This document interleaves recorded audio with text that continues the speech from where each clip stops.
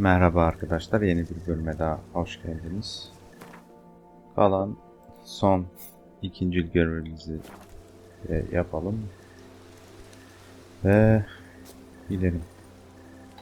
Ana görevlere devam edelim. Sonra oyunu bitirelim. Şimdi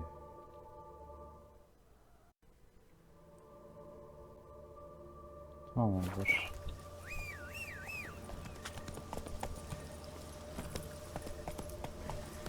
Önce bir bonus falan alalım.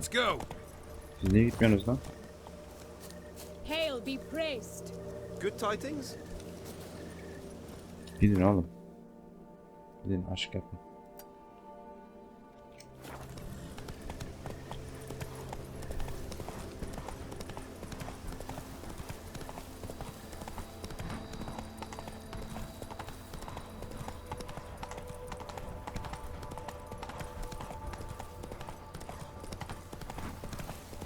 Bu arada Twitch'ten de yayın açtığım için FPS'ler düşük.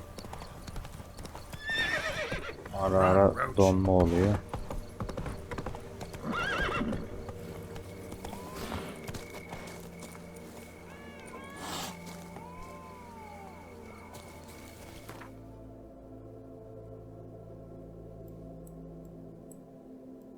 Nerede evimiz?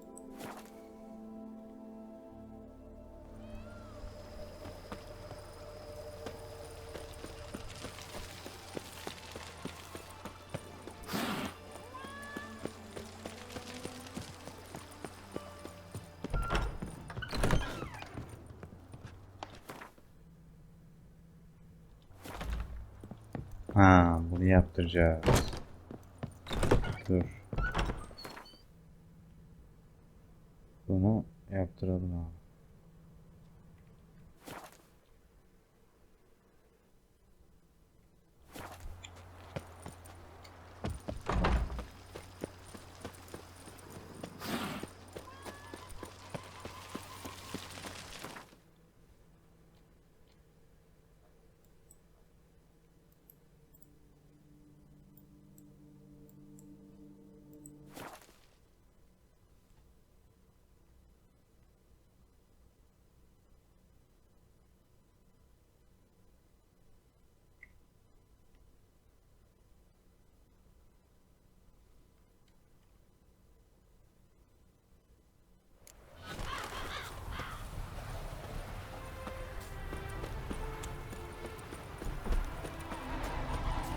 Ya bak, yine aynı muhabbet. Unuttum gün taşlarını. The world's never ending. Craft some. Dur ya, ne craft.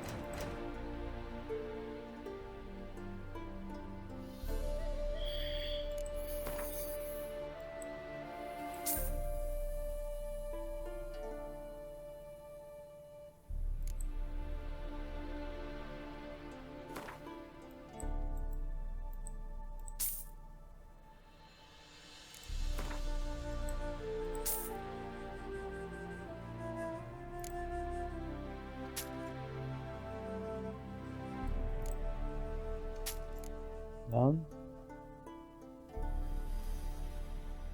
Neyse ya. Sat.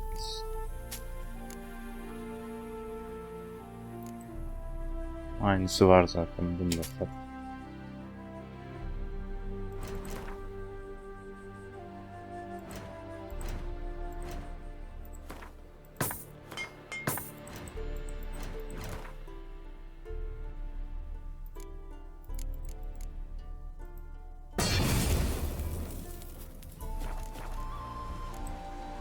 Thanks.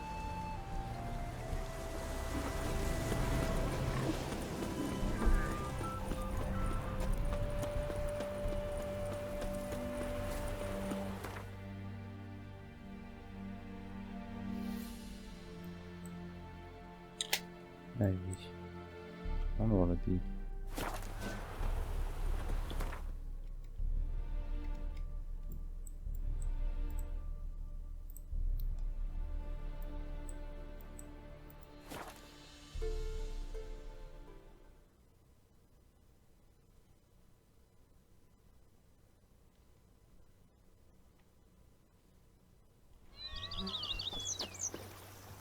sisli sanki ya. Sisli. Bir bakayım. Bir şeye bakacağım şimdi.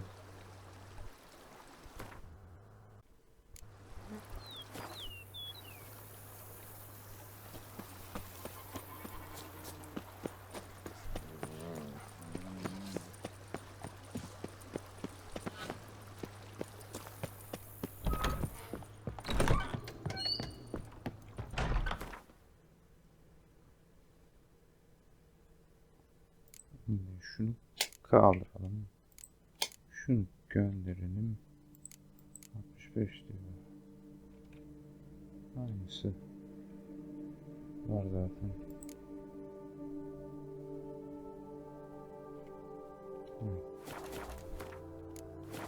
Yatalım, uyuyalım.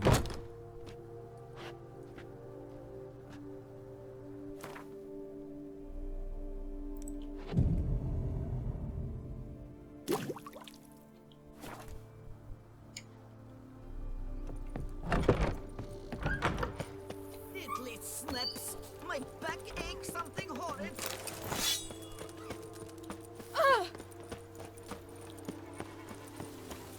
If they would just take the work. Aslında gerek yok To yani. dance something? If they would just take the work as they take to dance something? Altı kaybettik. Ya Rabbim ya. Sonra geliriz.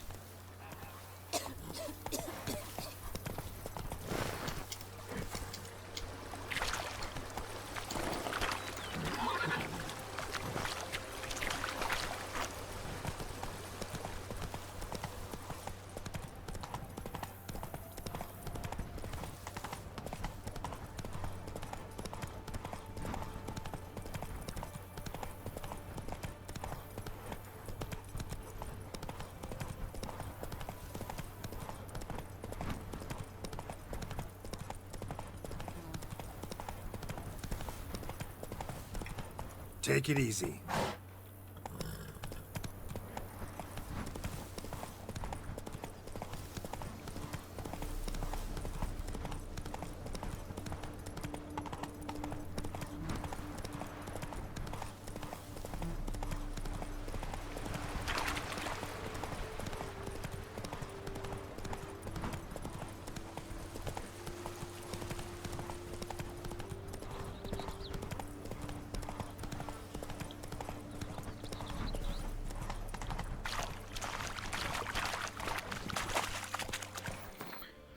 Şimdi şunları bir yiyelim.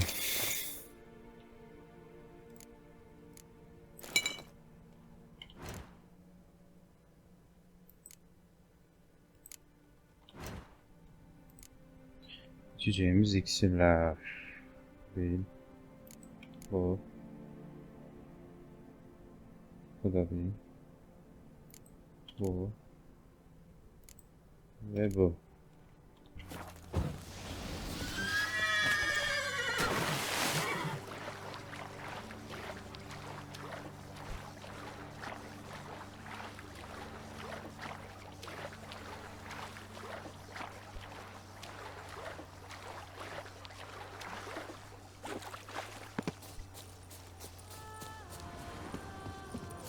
I'm walking on water. Just like Like who?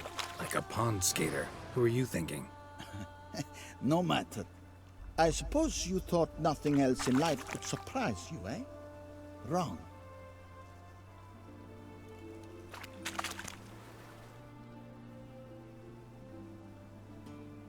Hey, happen to know how the hell I can walk on that water? Naturally, I know. Since time immemorial have I dwelt in solitude on this shore, and I can testify to the extraordinary nature of the lake.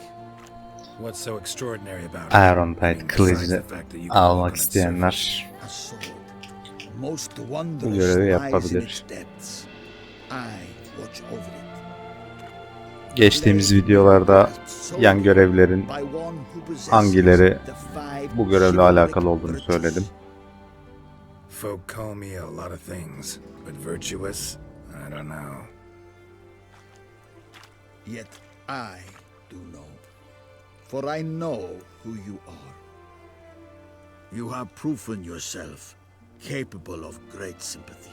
You are a man of honor, as many can attest. Of humble means yourself. You show generosity to others. Your valor is the stuff of legends.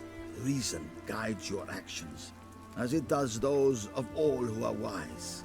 You have proven the 5 chivalric virtues dwell in your heart. Mean the sword's mine? I can dive in and take it? The sword deserves the hand of a master. You must prove your skills are worthy through combat atop the water's surface. Are you ready? Şimdi biz diğer bütün gereklilikle erdem, 5 tane erdem, onları yerine getirdiğimiz için bizi o görevleri tamamlamamız için yönlendirmiyor. O yüzden direkt burada hadi savaş. Then draw your blade.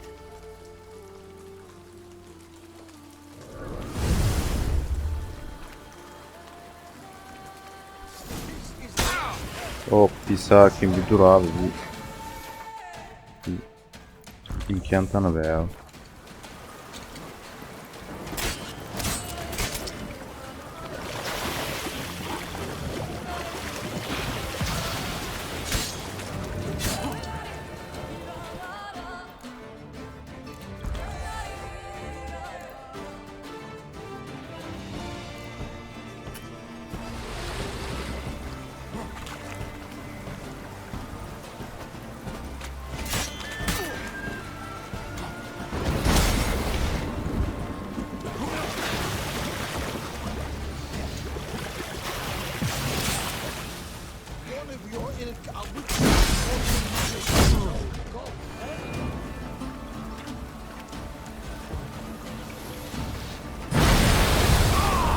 Wow. Wow.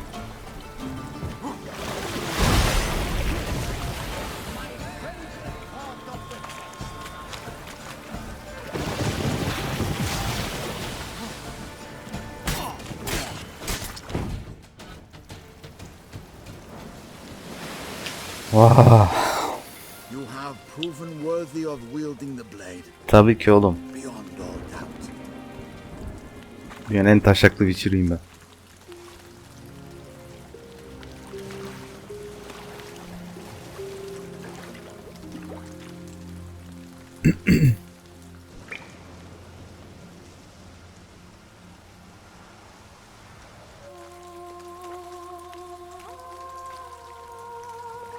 Behold, your Arendite. We've met before. Certainly. The Aynen hermit Witcher admitted 1 you. oyununda. Remember? The Lady of the Lake. It is I. Forget not that you are a man right and honorable, devoted to doing good. And for these reasons you received the blade. Now bear it. And I trust this time you shall not lose it.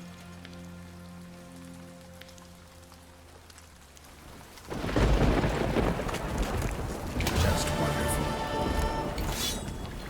Şimdi Witcher 1, 2'yi oynayanlar, Witcher 1'de Irondight'ı almışsanız, Witcher 2'ye Witcher 1 save'ini de yapmışsanız, sonra Witcher 2'nin save'ini alıp Witcher 3'te kullanırsanız Irondight kılıcıyla geliyorsunuz. Ben Witcher 1'de alamamıştım diye hatırlıyorum Irondight'ı. O yüzden burada aldık. Şimdi ana göreve devam edebiliriz. Gidelim Regis abimizle konuşalım.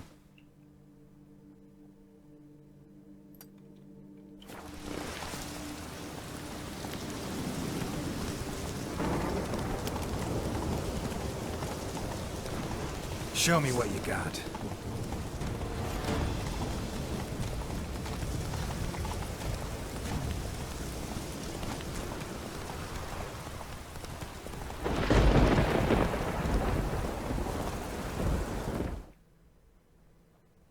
Bridges'la konuşmadan önce 3-5 bir şey satayım.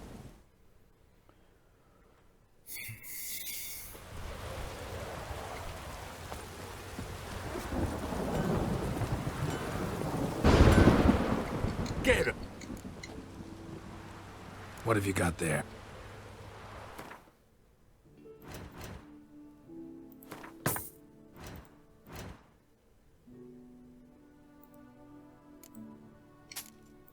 Bu yapıştı üstümüze ya.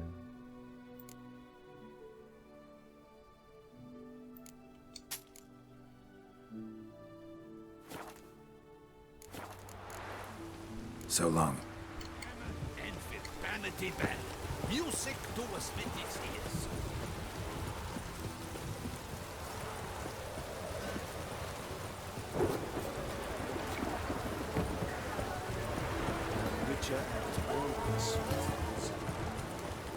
Well, well.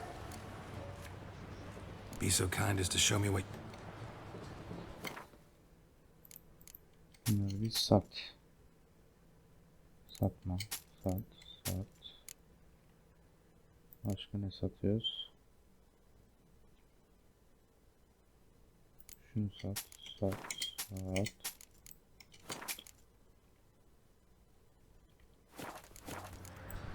So long.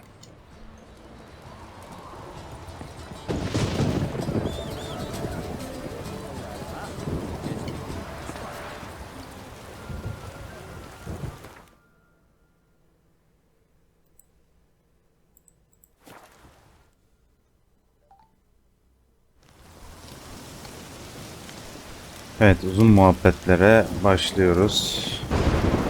Ana görevde. Regis! Damn it. Locked. No way I got the place wrong. This is it. Gotta be.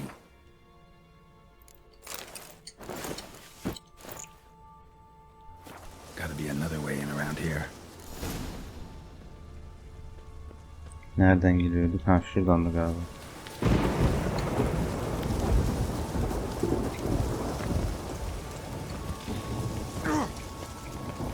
Kim orman? Ayağına.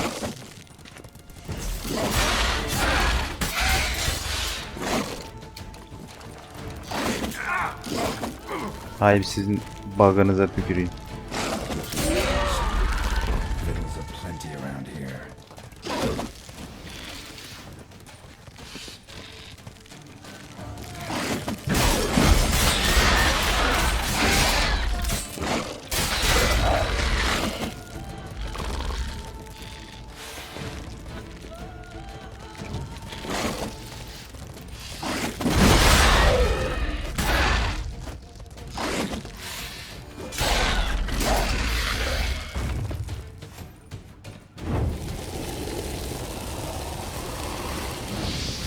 Stench.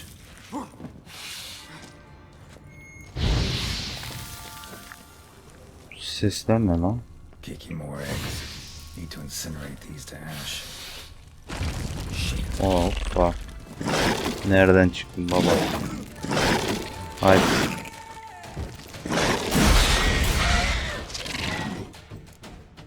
Of.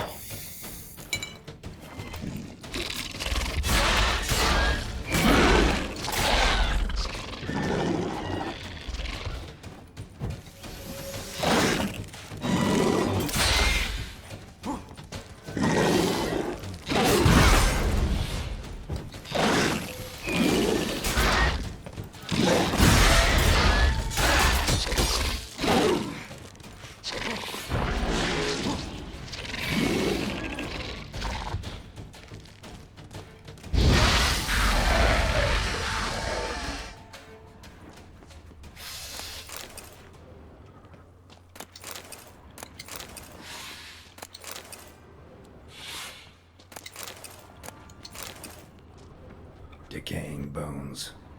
Kikimores must have tunneled into the grave. Nereden? Tamam. Garip garip sesler geliyor. Tırsmaya başladım.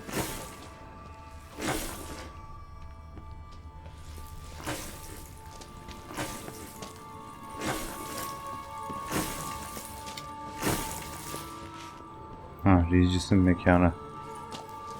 Tamam.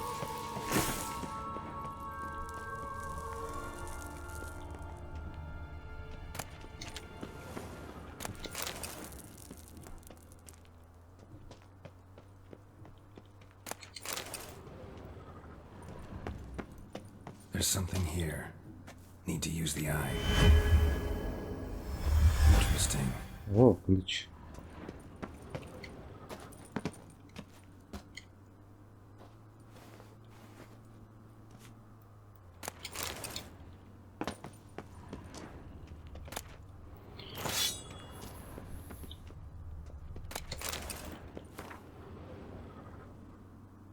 Yatsın bakalım.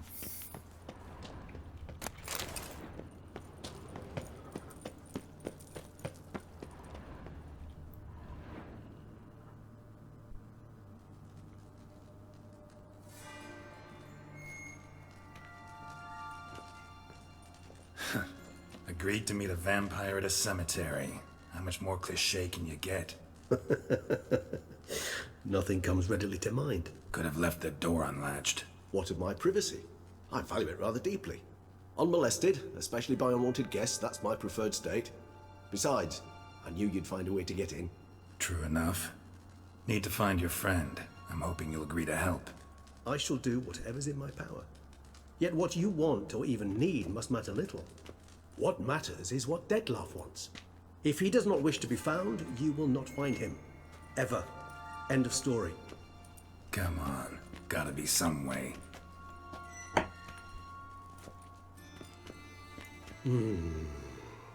Vampires can evade detection by the senses, and no divination magic works on us. Even the most precise megoscope would be useless. And this? Could this help? Detlef'in eli. Wherever did you get that? Off one of the beast's victims, found by a bend in the river. Body was chopped in pieces. 3 of those pieces were hands. Hand with the ring seemed the odd one out. Abruxa had taken an interest in it.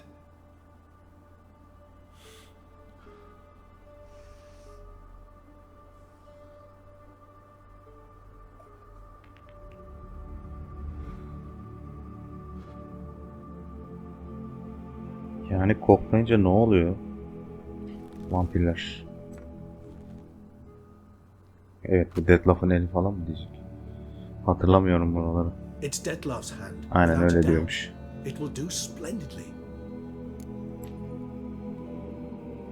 The hand. What do you plan to do with it? You've heard of Kovinaris' theory of tissue memory retention. Rings a distant bell. Read about it in Alchemia Oblitera. There's a copy at Kermorin, tattered, nearly disintegrated. But if memory serves, Kovinaris never managed to prove it worked.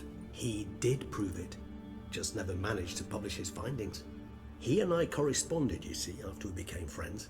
Thus, I know he completed his research and performed the first tests.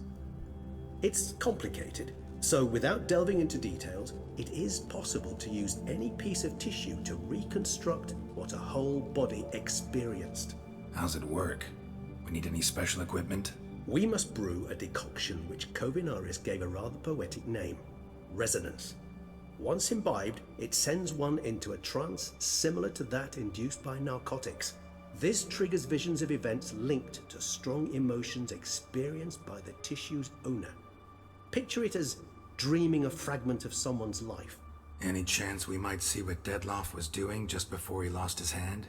Indeed. Though I also hope resonance will reveal the location of Detlef's hideout. Ring's pretty intriguing. Made of no metal I've ever seen. And the ornamentation. It comes from our home, where we lived before the conjunction of spheres. It's actually mine. I received it from a dear old friend. You might call him a humanist. He saw us vampires as guests here, guests who owe their hosts, meaning you humans and the elder races, respect. Respect? Meaning not to treat us like cattle to be slaughtered for food? Precisely. And the reason why I in turn gave it to Detlef. To remind him of the ideals my old friend championed. Abi Detlef şu an kullanılıyor. Can't you just summon Hikayede daha Both hire öğrenmedik onu. vampires. There's gotta be a way. If I'm to be entirely candid, there is indeed one. But believe me, we will be better off never availing ourselves of it. It is a last resort. Bu Absolutely. Last resort? The hell? Why? There is a being who can summon Detlef. Possesses the authority, even the power, to force him to appear in a given konuya place. But the very sonra act of gireceğim. contacting this being, well, it's akin to walking a slack line extended over a chasm filled with molten lava. An exercise as perilous to me as it would be to you. A risk I'm unwilling to take. I beg you, let's do it my way. It will be both quicker and easier. Şimdi hayır vampire'ların hayırları var. Daha uluları, daha güçlüleri. Onların sayısı daha az. Oyun hikayesinde o yönü seçerseniz Blood and Wine paketinin sonu iyi bitmiyor. Düşes de ölüyor. Düşes'in kardeşi de ölüyor. O yüzden Regis'in önerdiği yoldan gitmek daha mantıklı. Ben burada onu seçeceğim. Tabii diğer yönü seçerseniz orada zırh seti buluyorsunuz tabii. Ama internette, YouTube'da falan bakmıştım. Regis'in yolunu seçseniz bile o zırhı elde edebiliyorsunuz diye. Bir onu da deneyeceğim ben daha sonra. Neyse şimdi devam edelim muhabbete. Covenarius spent half his life proving his theory. Wild guess. Making a dose of resonance won't be easy. You guessed correctly. In addition to Detlef's tissue, we shall need a powerful occipital lobe stimulant. Effectively a poison, to make one susceptible to visions. Well, got a few ingredients to choose from. Unfortunately, all are pretty rare. There's mamoon glands, but closest ones I know of are in Vizima. A spotted white saliva would also serve, but they were cold to extinction over a century ago. Could go with a kobold's eyes, but the creatures are sentient. Rather not gouge one's eyes out. Given that we lack the time to sleuth this out ourselves, permit me to summon some help.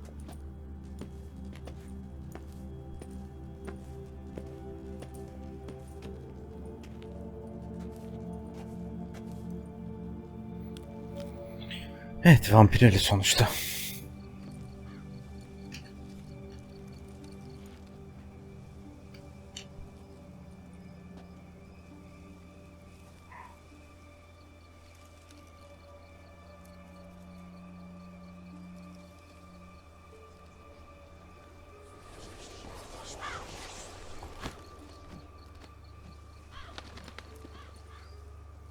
Vampirler yanlış hatırlamıyorsam bazı hayvanlarla konuşabilme özelliklerine sahiptir. A raven?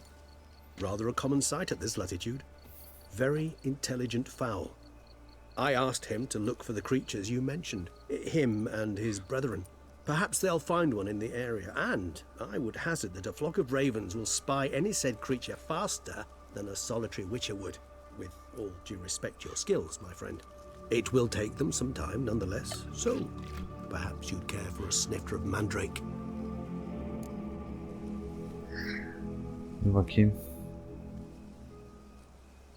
Daha önce oynayışımda 2 demiştim galiba.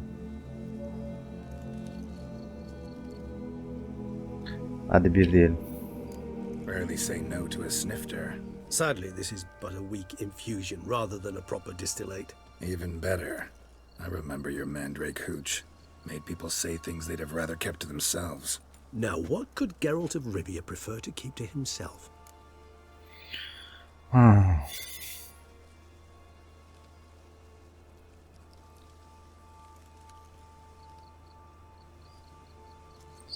Ya. Hadi 3 diyelim. Everyone's got some secret. I agree wholeheartedly. I also believe it wise at times to share one's secrets, unburden oneself to those one can trust. This your sophisticated way of asking me if I trust you? I prefer almost always to ask indirectly. It seems a test of intelligence, one you just passed. Maybe you should go first. Reveal one of your secrets. After all, you vampires lead very interesting lives. Anything in particular interest you? Hadi muhabbete girişelim madem. Curious what you did after you were reborn. As I'm sure you can surmise, but first I was thoroughly absorbed with recovering. Regis'la Geralt'ın hikayesini öğrenmek isteyenler kitapları okuyabilir ya da internette özetine bakabilirler. If not for him, I wouldn't be here, and I'd have regenerated far slower. Once I could at last stand unassisted, I set off for Bruges, from my one-time home of Dillingen. There I led the peaceful life of a rural healer and surgeon, enjoying my neighbours' respect and, in fact, constituting the exact opposite of the monstrous vampire the populace imagines. Bruges, you say? Rebirth make you sentimental? Perhaps a dash. What of you? Where have you been? Ever find your Cyrilla? Bulduk. Back then, yeah. But we parted again soon after. And when the time was ripe, she came back. Defeated the wild hunt together. Seems I certainly missed quite a bit while I was absent. True enough. But it's a conversation we'll have another time. Need to know more about you now. Geralt'cığım. Öyle olmak Gotta nasıl? ask you the big question. One everyone wonders about. What happens after death? You wish me to tell you if the human belief in the gods is well founded? Well, that I do not know. We vampires differ exceedingly from you humans. Our matter, that of which we are composed, can exist without form. We require neither a heart, nor a brain, nor air to breathe. But were you dead? As humans understand death, yes. Feel anything? Understand anything? It's rather hard to explain. I felt something very unsettling. Something I cannot even name, for I did no reasoning. Only after rebirth did I begin to understand that what I had felt was cold and unimaginable fear. If not for Detlef, I might have drowned in an eternity of icy terror. Can't have been alive then. Sheesh, experience like that must be vicious. Indeed, it's hard to compare to anything I know. Yet you are aware we don't see death as you do. The way you cling to life, we find it entirely peculiar. You are mortals, ergo it's a foregone conclusion. You will die. It's but a question of time. Thus, I often find myself wondering why you try so very hard. To die at 20 years, 40, even 100, what's the difference? Senin için öyle. Regis'cim. Vampir Depends on olunca. your point of view. Man who's got $1 million crowns to spend can't possibly understand one who's only got 20. Güzel Very söyledin true. Geralt. One's outlook can indeed change much. Got a new life, new body. That give you a new start, blank slate? Starting all anew is a very broad concept. What exactly do you mean? Your blood addiction, say. Wondering if your body's the same, if it still remembers. Maybe if you drank now, you wouldn't get hooked. All addictions are a form of slavery. Re-addiction's not a risk I'm willing to take, just to test a hypothesis about corporeal regeneration and whether propensities carry over. Fair enough. Curiosity, that's all. Sorry. Arkadaki fon müziği de sağlam yani. Bayılıyorum. Not to worry, Geralt. Curiosity is a natural reaction under the circumstances, apart from which I've always valued that trait in you.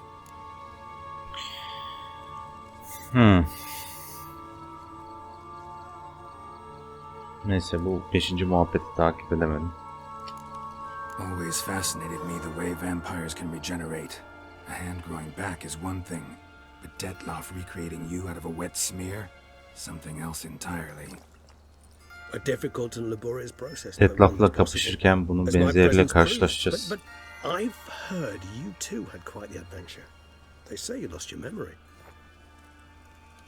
For a bit, but Triss helped me get it back. Actually, Geralt pretty damn sıçma lucky I ya. only had amnesia. Yes, Triss humans uzattı are rather senin rugged in those terms. hafızanın Just geri to gelmesini. life is, well, it's just plain easy. I've always pitied you in that regard.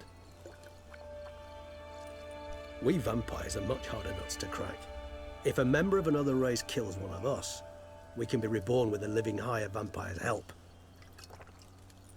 However, if one of our own strikes the deadly blow, death is permanent. There can be no rebirth, One of the chief reasons why vampires long ago swore never to fight one another. Aynen, bir yüksek seviye vampiri öldürebilmek için başka bir yüksek seviye vampire ihtiyacımız var. Tabii bu oyunun mantıksal bug'ından biri.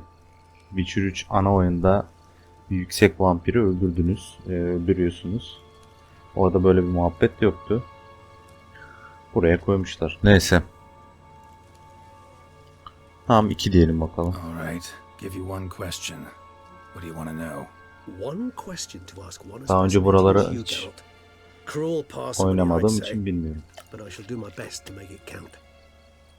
If you were to die and be reborn as I was, in your new life, would you choose to be a witcher? Aslında kitapta Geralt ölüyor. Witcher 1 oyunuyla hayata döndürüyorlar tabii ki. Yani az çok hatırladığım kadarıyla Geralt hep Witcher'lığı istiyor yani. Witcher'lığı seviyor. Doubt I'd know how to be anything else. Ever tried? Seer determined to get an answer, to find out if I like being a witcher. Just refused to ask directly as always.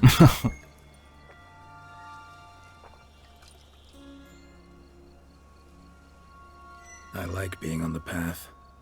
I like picking up a lead, a trail. I like the tension right before a fight. And nothing gets my adrenaline flowing like battling a beast. Even gotten used to people treating me like a freak, an outcast.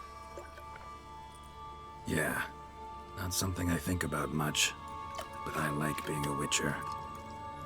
Thank you for being honest. Honesty is an attribute of the truly Geralt her zaman and thus a honest'tır privilege dostum. of the very few. Regis, severim seni. Still no sign of your winged friend.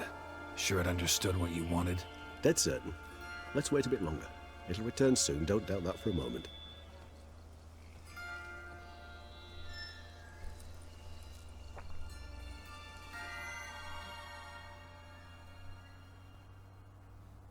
Herhalde bir 7-8 dakika muhabbet ettik.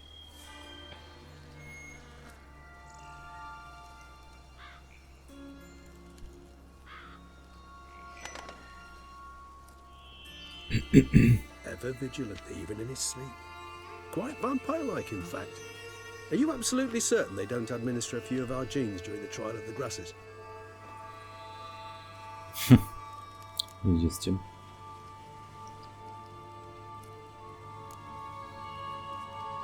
Appreciate the compliment. Got something for me? You were right. No kobolds or mamoons for miles around. Knew it. Allow me to finish. You see, there's this spotted white. It Evet. haunts an abandoned residence in the Caraberta woods. Impossible. My brethren hunted down every last spotted white before I was born. Then it seems you must revise your knowledge of spotted whites.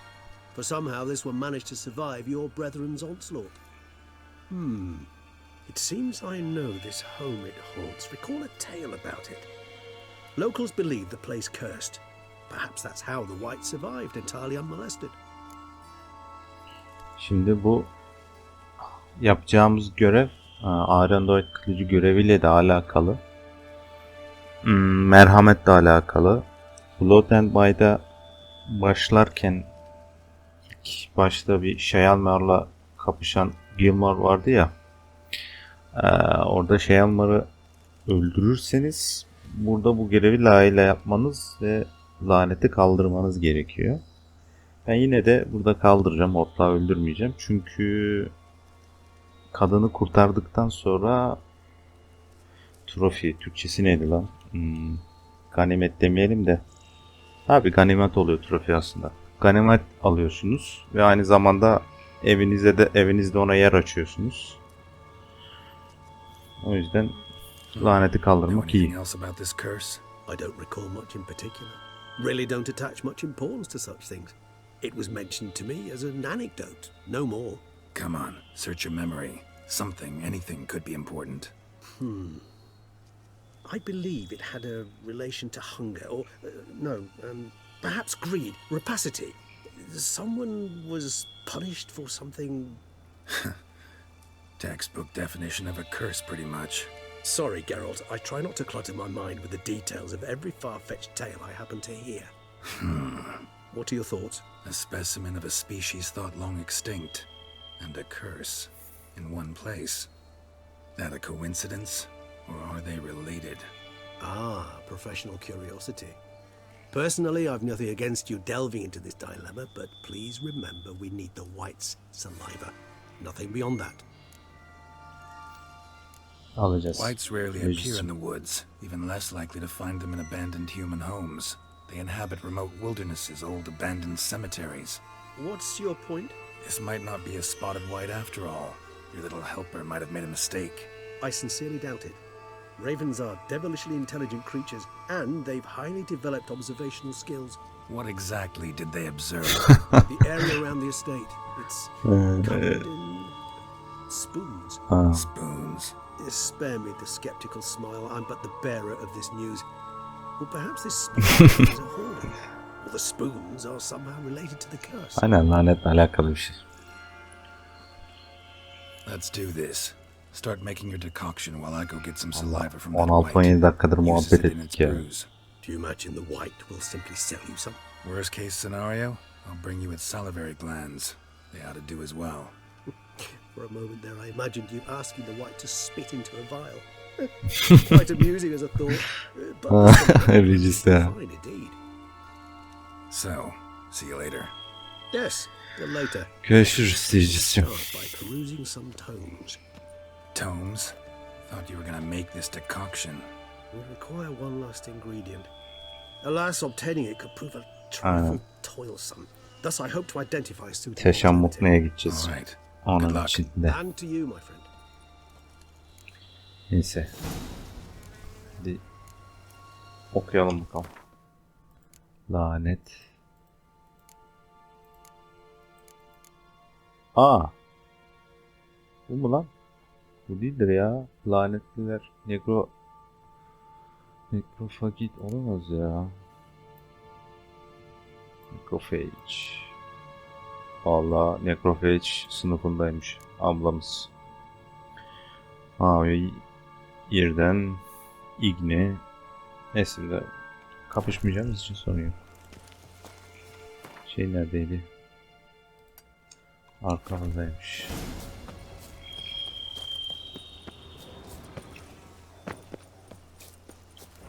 Burada bir şey var mıydı ya? Almadık. Tamam yok, hadi gidelim.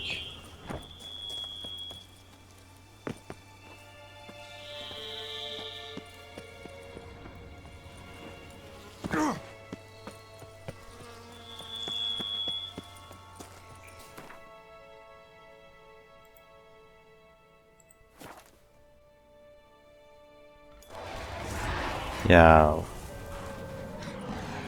nefret ediyorum bunlardan. Vargaslar. Lan açıl. Ya niye çıkartamıyorum ya? Bir dakika. 30'a kadar çıkartabiliyor mu şöyle? Oo, bu daha güçlü olacak o zaman. Mı? Olacak mı? Deneyelim ya. Ama tabii bunda geliştirmedik. Delik de açmadık. Neyse, onu oynayacak çok zamanımız var. Hayalet ya.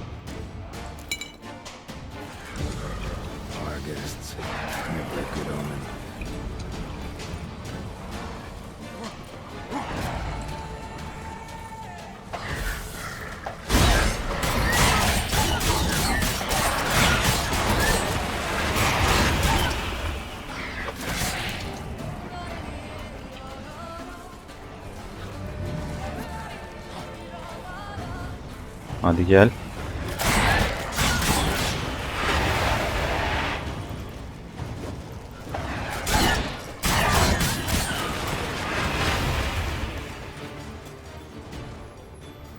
Ay.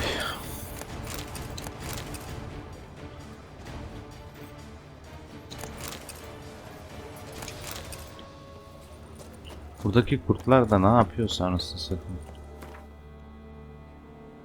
Haberi oluyorlar.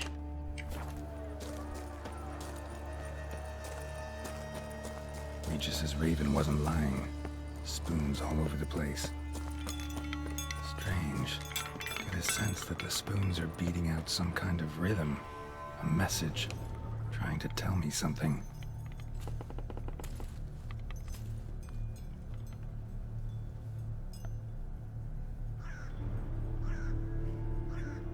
None shall sit and dine with you at your table. No spoon you have shall say to you, never again shall you wish to spy your reflection in the mirror. Sounds like a curse, all right. Aynen öyle.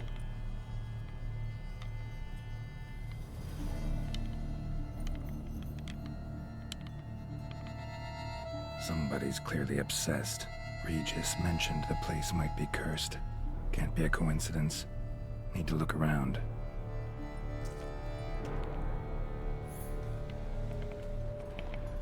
What a pigsty. Need to search it thoroughly. Find a way to Neredeydi? collect some white saliva. Doğru, White's kaşık obsessed. neredeydi? Real collector. Thoroughbred.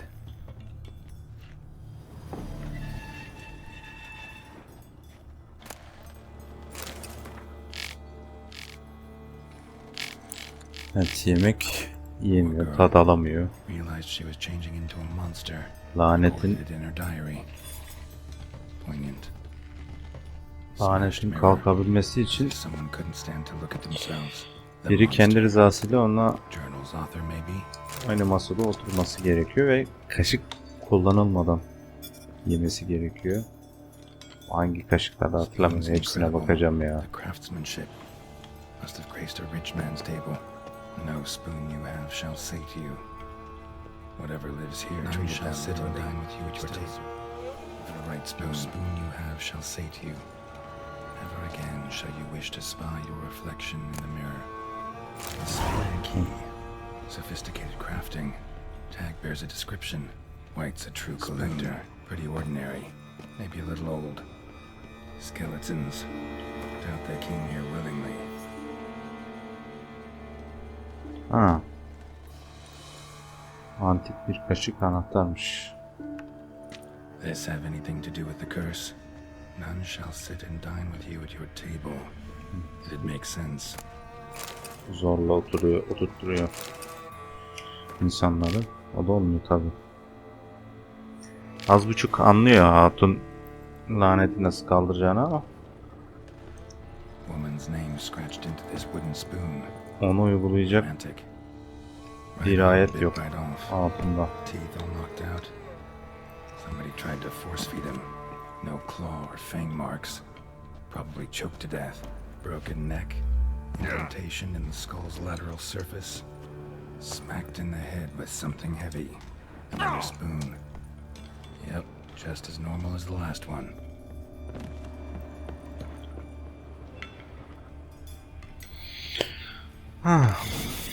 Actually does seem like a White's lair. Bit atypical, but still. Cauldron should be somewhere around here. White's obsessed. Real collector. White's obsessed. Real collector. Cauldron obsessed. For. White's not here to get ready for some sort of feast. White's obsessed. Here. Real collector. Afflicted by a curse. And it's been trying desperately to lift it. Normalde kaşığı bulduk da o mavi gözükmesin diye Cauldron's hepsine empty, unfortunately. tıklıyorum. Regis needs some brew. Afraid he won't get that. No choice but to hide and wait for the saliva glands and their bearer. Need a spot Saklanacağım that'll let me bekle. observe the cauldron. Burada bir şey var. Burada yaratık var. Dışarıda yaratık var. White's obsessed. Real collector. Thoroughbred. Lanetler. Thousands of them here. White's been a collector for years. Spoon. Pretty ordinary.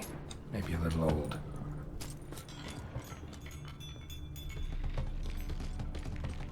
Şurada. Bura açılacak. Buradaydı galiba. Oo, şu kaşık. Oo. Amma toplamış. Tabii. Görevi bitirince orada ganimet var, onu alacağız. Sonra götürüp evimize koyacağız onu. Seni de Another spoon. Sarı yapalım. Yep, just as normal as the last one. Haydi saklanalım.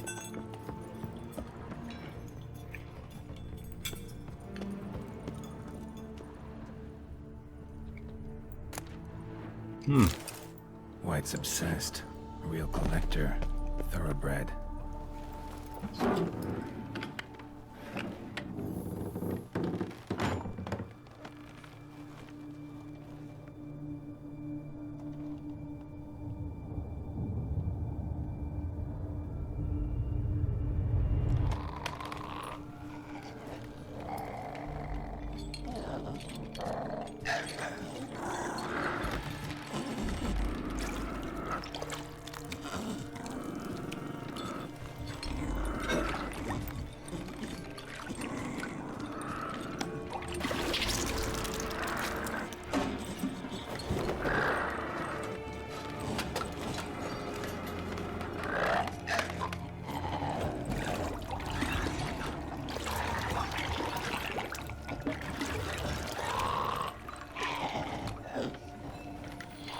Burada hızlı karar vereceğiz.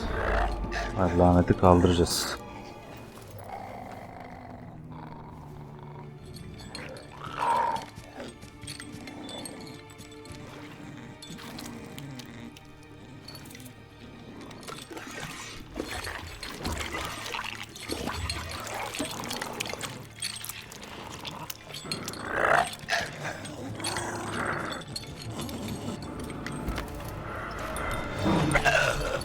I'm not gonna hurt you. Wanna help? I've seen the words of the curse on the walls. Think I know how to lift it. Tipe bak ya. Nasıl bir lanet bu amına koyayım.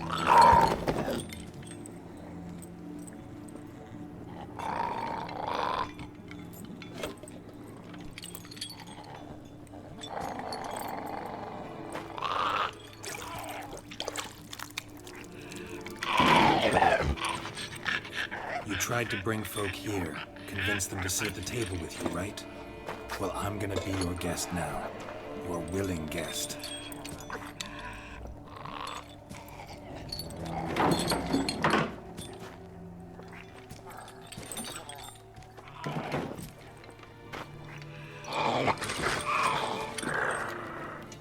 Just need a bit for Regis.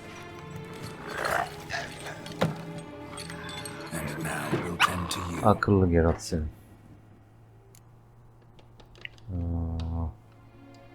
Bir 4 diyelim. Need to get this right. Words of the curse were, none shall sit and dine with you at your table. No spoon you have shall sate you. Never again shall you wish to spy your reflection in the mirror.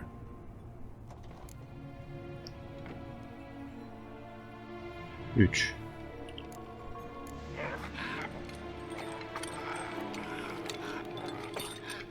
We can't use spoons.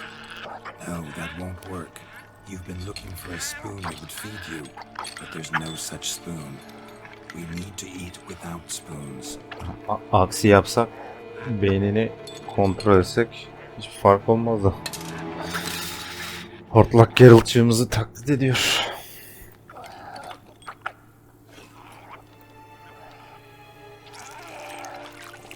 Ulan ne iğrençtir şimdi o var ya. Hey. Open your eyes. You need to see your likeness.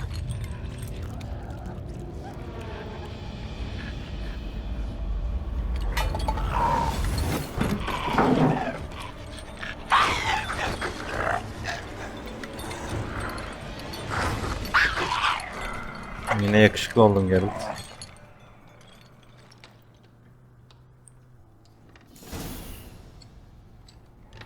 Think it worked. Just not quite like I expected. Need to see what happened to the white. Won't be hard to find given its stench. Hatun'u eve götüreceğiz. Dinlenecek. Yaşlı bir teyze aslında. Hatun. Hatun da bayağı yaşlı bir teyze.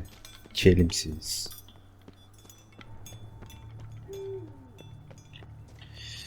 Bir dakika.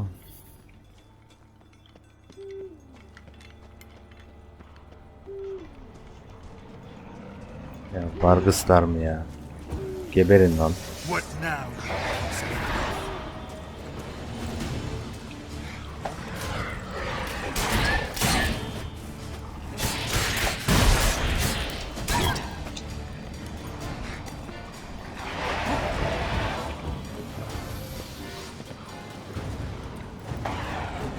Baksana. Geber.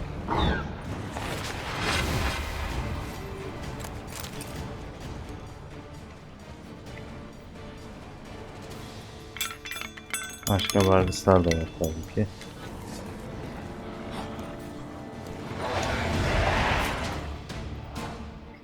Bu şarkıya da bayılıyorum ya.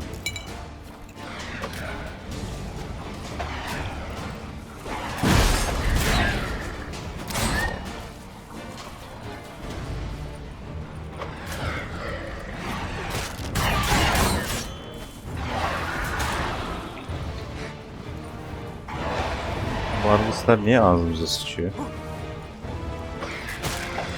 Hop. Lanet olsun.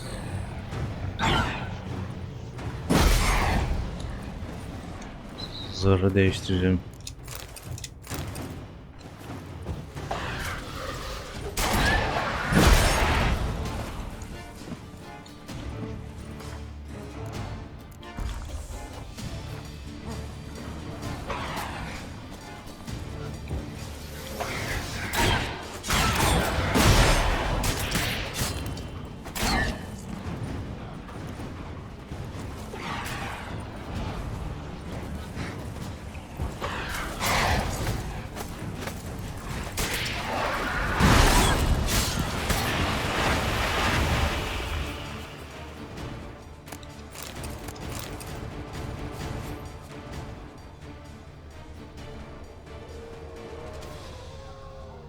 Doğru yolda mıyız lan? Bazen ters yönde gidiyorum, şaşırıyorum.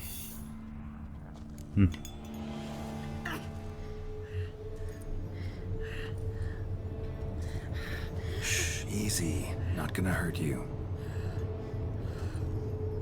Eat. I must eat. Şuraya bak. Bir deri bir kemik.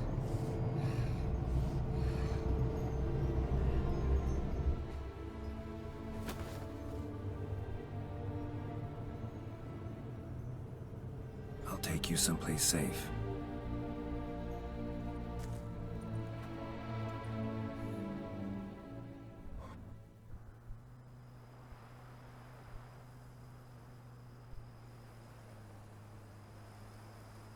So I took her by the hand and led her here. Seemed the only sensible place for her. You did the right thing, sir. She should recover quickly here. Don't worry, sir. I shall see to everything. She is safe here and in good hands. She'll soon be back on her feet. Might actually take a while. She hadn't eaten anything in over 100 years when I found her. Horrid. Whatever brought this about? Bilmiyorum hadi. Told me her story on the way here. Ana hikayede çok muhabbet var. She was once the very beautiful and proud heiress to the Trastamara estate. One evening, when she was holding a banquet for friends, a beggar came to her gate seeking alms. He had a bowl and a spoon with him. He sat outside her fence and waited. I've heard of the custom. An ancient rite of hospitality that obliges one to give food and drink to such a guest lest he depart hungry. To neglect the custom is to bring great misfortune down upon oneself. Marlena didn't care a whit for the old customs. She drove the man off, saying she'd rather feed the leftovers from her feast to her dogs than to give the beggar anything. The beggar then broke his spoon, cast a curse. She was beautiful, so he said she'd never wish to look at herself in the mirror again. Since she adored feasts, he swore no one would ever wish to sit and dine with her. And as she even refused him the crumbs from her table, he swore she'd never find a spoon in the world that would sate her hunger. A harsh punishment. I imagine lifting the curse was hardly simple. Curses are tricky. They play on irony. Always gotta figure out what the catch is. Marlena had spent decades looking for a way to lift it. Transformed into a wight, she stole spoons and lured folk into her home, trying each time to get them to dine with her. Didn't work. So what did? Someone had to sit down and share a meal with her, of their own free will. They had to eat without using spoons and make her look at her reflection. That's it?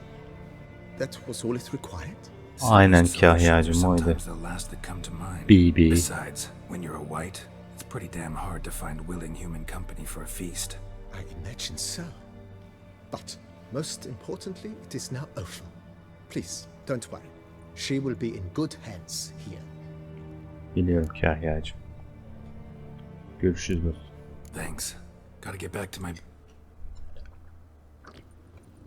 Sunucusu bilgilendireceğiz. Sonra geleceğiz bir teyzeyi kontrol edeceğiz. Anne ve lakin ben önce bir yakışıklı olalım.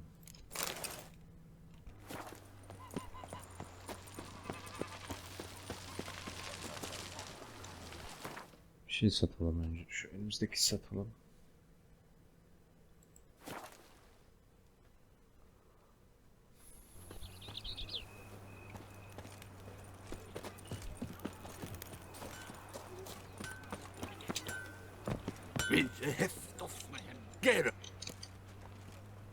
What have you got? Artık Geralt diyorlar. Tanıyorlar bizi.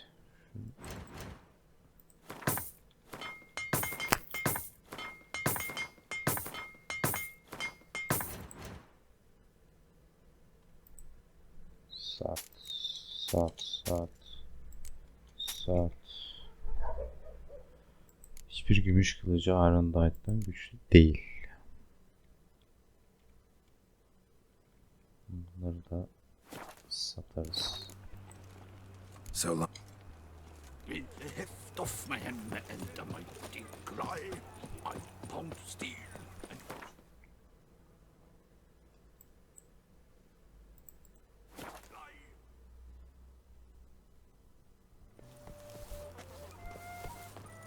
Come on, good folk, come quickly. I haven't enough for everyone.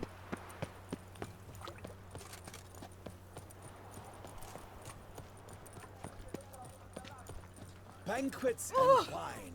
Another Tamam. word about a horrid feast. Yine unuttum ya. Ürün taşları alacağız. Can't find anything better. Welcome, please. Uğrayalım eve. Show me what you got. Zuladan alalım öyle gidelim. Şimdi satayım ben. Şunları da koymayı unuttum. Hep unutuyorum.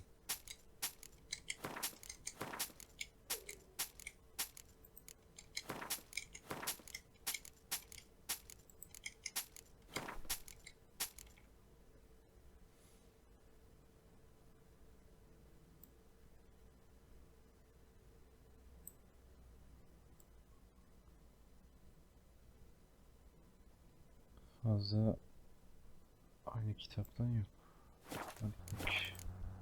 So Gidelim o long. zaman.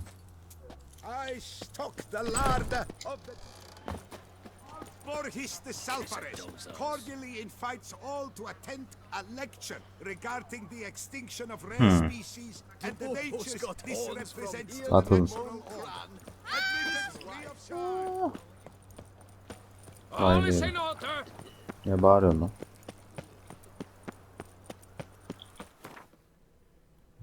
Şu üstümüzdekileri de bırakırız.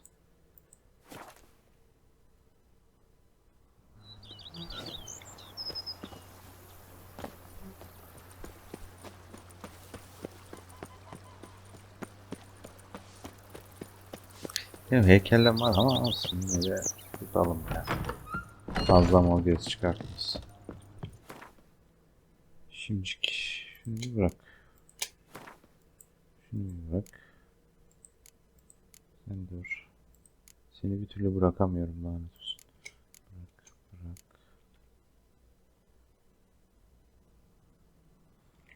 Evet. Heh. Gel ulan. Sen de gel. Şimdi görürüz.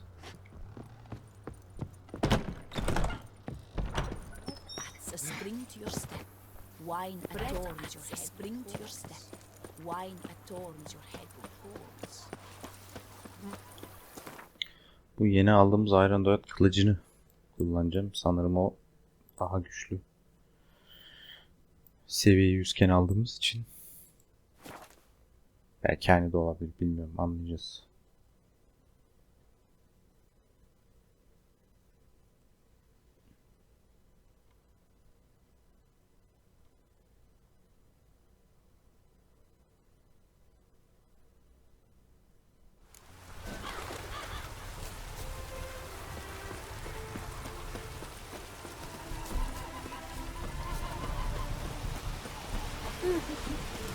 world's never-ending. Wouldn't mind a...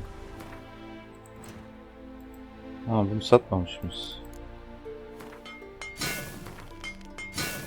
Ulan bir soket için ne para aldım be.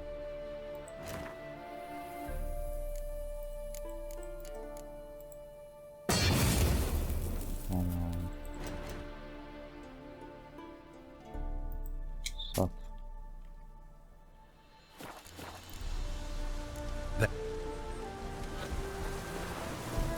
Şimdi şu arkadaşı kullanalım.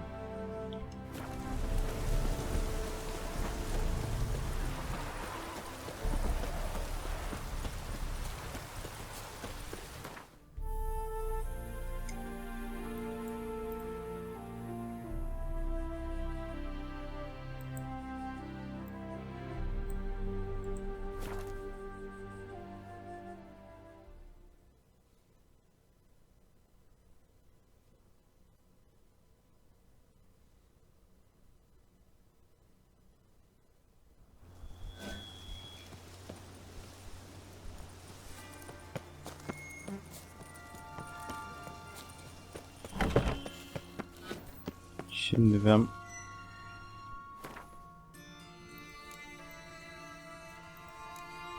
burada bu bölümü sonlandıracağım. Kaydı durduracağım. Bir sonraki bölümde görüşmek üzere. Kendinize iyi bakınız.